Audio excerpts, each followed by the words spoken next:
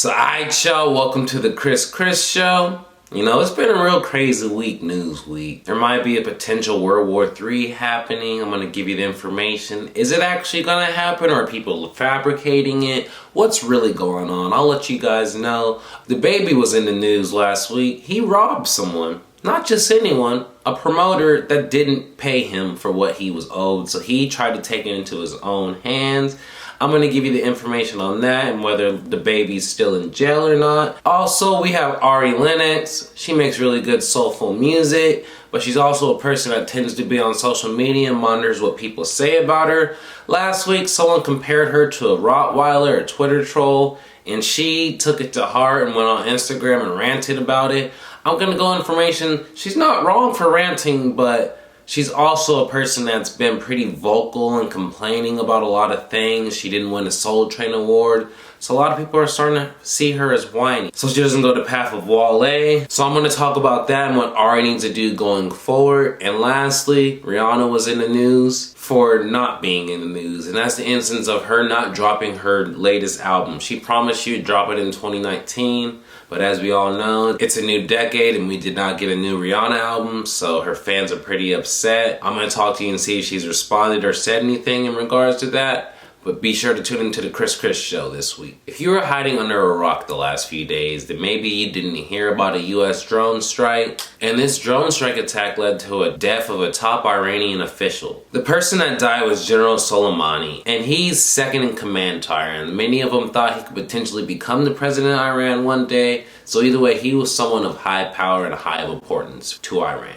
That happened. A lot of people started calling Trump. He did something illegal. He's about to start a war. Trump's claiming he did this to prevent a war. So we're going to have to definitely monitor that to see what's going to happen going forward.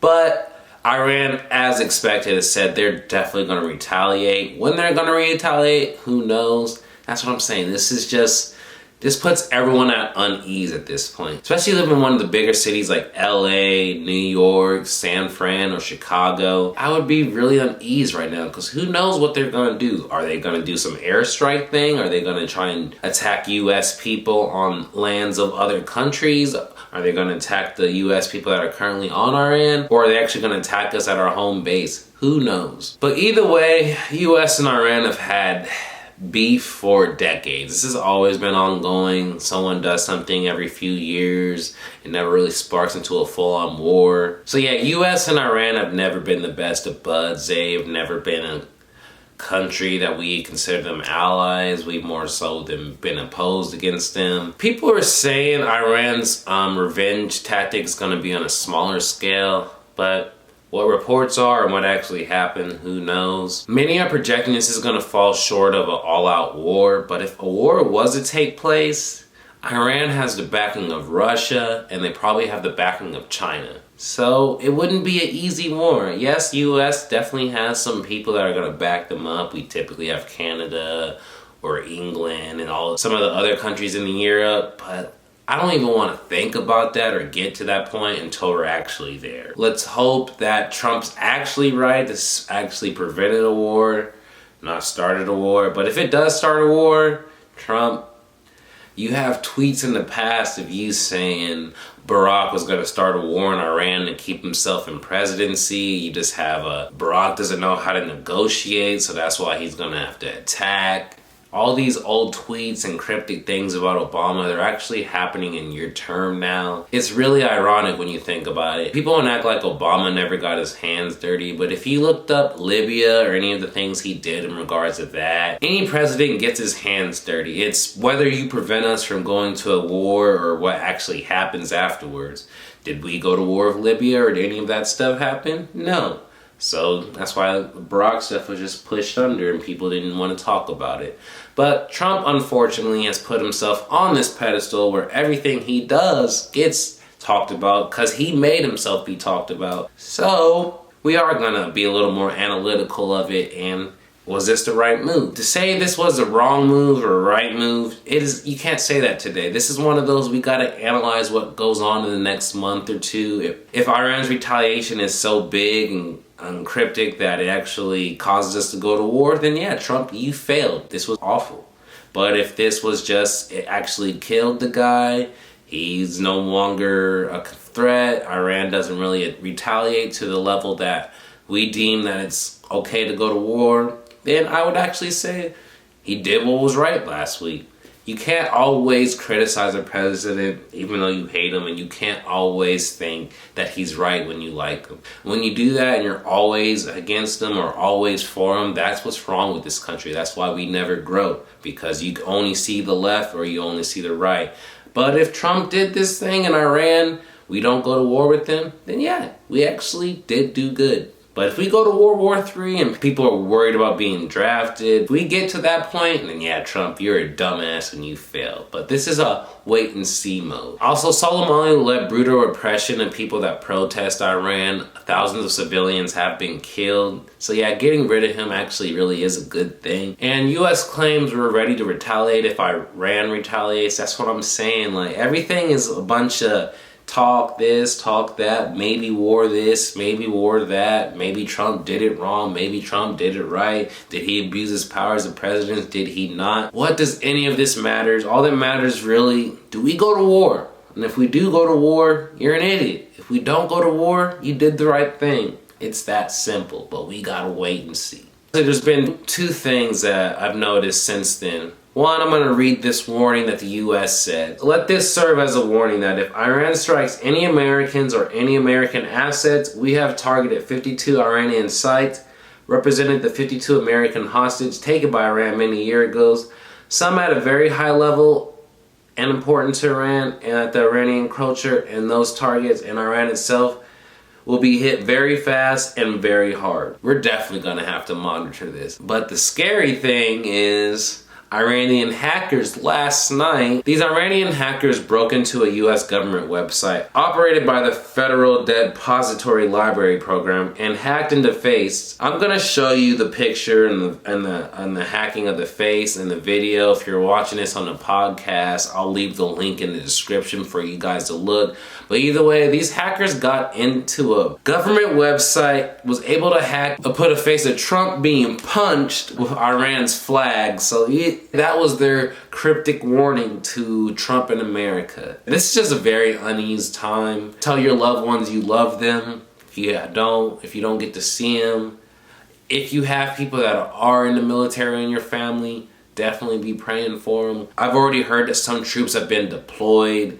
So yeah, it's uneasy time. Pray for your families, friends, loved ones if they're in the military or if they're in bigger cities or if you fear they're going to be attacked. So typically I record my show Sunday morning. Some things get out a little bit afterwards. If it happens, it happens. But this news was so breaking that I had to add it in later. And this news is that Trump currently has an 80 million bounty on his head. So when I said I was going to have this wait and see approach to see if things escalated with Iran and US, it hasn't even been a full week and a bounty's on Trump's head. Is this gonna start a war? Let me know in the comment section how you guys feel. Do you really think a war is about to break out? At first, I kind of was leaning towards that it wasn't. Now that an 80 million bounty's on Trump's head, I don't feel the same. Like, shit's getting real. Obviously, Trump's gonna have top protection. White House will probably have it.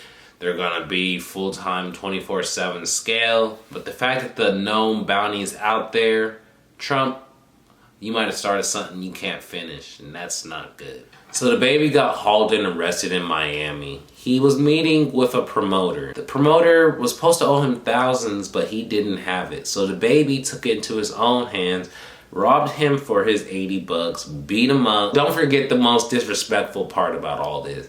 DaBaby poured apple juice on this fool. You know, not even liquor, not even that apple juice. Stuff we drank a lot as a kid, but I haven't really heard apple juice that long. So when I heard that, that shit made me laugh, I'm not gonna lie.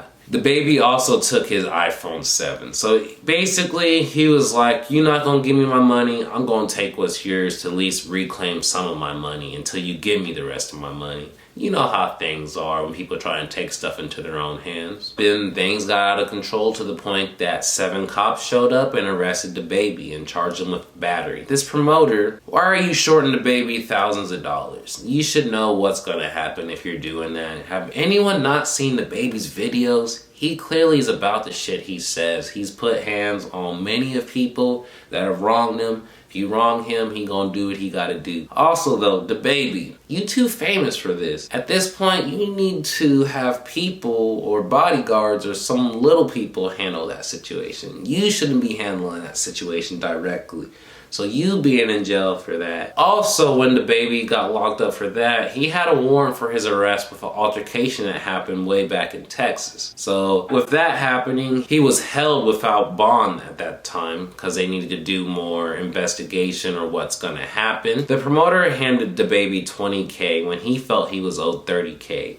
And that's when everything transpired and things escalated to the point where he's locked up. Let's give an update. So it was on Friday when DaBaby met with the Miami court and he was told he was held without bond because of his warrant in Texas, and he chose to wait it out because he had two options. Either he was gonna fight the charges in Dallas and he could have been staying in the Miami jail for 90 days until things processed, or he could not fight the challenge in Texas, and then they would have 15 days to come get him from the Miami Protectional Facility, or if not, all those charges would be dropped and he was let go. So DaBaby was released Saturday night. Basically, his lawyer was working on that warrant in Dallas. They got it situated, so now he's a free man and free to go. But basically, if you a promoter or someone, don't mess with DaBaby's money or hands are gonna be put on you. I do not promote violence or say you should beat someone up if they don't do that, but I don't feel bad for the promoter. I don't feel DaBaby's in the wrong, because sometimes people try and play you as a sucker and you gotta show them you ain't a sucker. And that's exactly what DaBaby did. Ari Lennox, very talented artist. If you have not listened to her music, definitely check her out. She's soulful. I used to say R&B was dying, but I feel like R&B with her, Summer Walker, we got SZA. There's just a lot of good R&B artists go out again after a big drought in the 2010. But some of these R&B artists, you know, they're talking about love, drama, and all that. We didn't have social media in the early 2000s, so maybe we didn't see them in the limelight. But these new up-and-coming ones, they're starting to respond to any and every comment about this. So this guy, he's just a normal Twitter troll, and he tweeted that Teyana Taylor and Ari Lennox, while they have sex appeal, they look like Rottweilers in the face. Now, if you're not on Twitter and you don't know Twitter, Twitter is a pretty rough place where people say some mean things. You gotta be tough-hearted to be on Twitter. If you're not, or you can't take slander, Twitter's not for you. Twitter is not a place full of happy people. Let's just put it that way. So either way, Ari Lennox, she checks social media way more than she should. She saw the post, she reacted it that we hate black women so bad. But a lot of things on Twitter, there are a lot of hate. There's hate for black people, there's hate for white people, there's hate for black women. There's just literally hate for all races, all genders. I don't even know why people use Twitter as much as it is when you think of how negative it is, but it does have some good aspects. It lets you know the news right away, and it does have some days where it's just really funny. But Ari, you're a superstar now. You're someone of this stature. You cannot respond to any and every troll and let them show that it hurts you to the point that you're on Instagram Live responding to it. Who Ari Lennox is starting to remind people of is Wale. Now, Wale grew up when social media was first prevalent with hip-hop artists. And Wale was pretty sensitive, and he would respond to people that didn't like his music, or people that would critique his music or say that song was whack. And it got to a point that people were tired of hearing about Wale. Wale was one of the most up-and-coming rappers of the late 2000s. He had the shine, and he was with Rick Ross, so he had everything to be successful. But he wasn't successful as he should be, and part of that was because of his persona and him coming off as whiny. He complains, and he thinks he's better than what he is. Now, Ari, she's already done this. She thinks she's better than what she is. Did she deserve to win the Soul Train Award? Yes. But do you go on and complain about it on social media? No, you don't. You take your L and move on. Now she's complaining about every Twitter troll that comes at her. Do you respond to that? No, you just keep it pushing. There's been a lot of artists, there's been a lot of people compared to a lot of ugly and hurtful things. Am I condoning those behaviors? No, it's not right, and you shouldn't have to read it.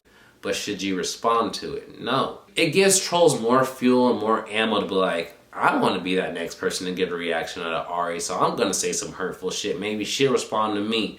You just don't give negative energy your attention, because then it starts to manifest in you. And I feel like that's what Ari is a big proponent of. Instead of being happy, enjoying her new successful career and going out and maybe not being on social media, she's on social media and dwelling on this negativity. So my thing to you, Ari Lennox, in 2020, just post and go. Just post whatever it is on Instagram and go. Post when you're promoting your music on Twitter and go. Or whatever it is. Just post and go. Because you're going to be... Eventually, people are going to start coming at you and just say, I can't support you. You're way too whiny or you're way too that. Even if you have a reason to whine, people do not want to hear it. It sucks. It's the truth. You got to pick your battles. And Ari Lennox is picking too many battles. Just like Cardi B was picking too many battles in 2018 when people were tired of her attacking any and every blogger that came at her. Just like people were tired of Wale attacking everyone in the early 2010s. We don't want that to happen to you, Ari. So stop responding to people and just do what's best. So Rihanna, she's an icon. She's one of those, even when she does wrong, people are still going to support her. So either way, Rihanna has started to shy away from doing music as much because she has her Fenty line. She's just done a lot of other ventures. And music's not her only avenue to make money now, so she's pushed it to the side. But she promised her Navy fans, as Rihanna supporters, that she was going to drop R9, her next studio album, in 2019. But we look at the time, it's 2020. Rihanna still has not dropped any album, not even dropped a single, nothing of the sort. So her fans were really upset on December 31st when they were like, maybe she'll post it right before the year ends. And that clock hit. There is still no Rihanna album. This is the first time I've really actually seen her fans verbally upset with her to the point where they're just like, damn, Rihanna, you actually lied to us. Some of them just thought it was hilarious that she made some posts promising that she was going to make it and then didn't. Me personally, Rihanna's probably one of my favorite artists for females if I'm trying to listen to R&B or stuff, because she's unique. She's not like everyone else. She stands out, and I like her style. But you can't be saying, I'm definitely going to drop this album 2019, and you have the whole year and you just do not drop it. And also, she hasn't addressed when she's going to drop it now, hasn't given us an update. Doing a Fenty and Savage collab with, I'm not going to go into none of that. I really don't know her clothing power tour. I know she makes a lot of money from it. But I just want to know, when's the album coming, Rihanna? Why are you lying to your fans? Why are you doing this? Just drop it, keep it pushing. Do you guys think she's not dropping it because she doesn't want to tour or she doesn't want to do the promotion? What do you think Rihanna's not dropping her music at this point? It has to be something. Maybe she's an Andre 3000 and she doesn't like dropping music that often. Maybe she's that Frank Ocean too. There's a lot of these really talented artists. They like to do a lot of other things except make music because they're very talented people, so they can do many of things. So I can't blame her for that.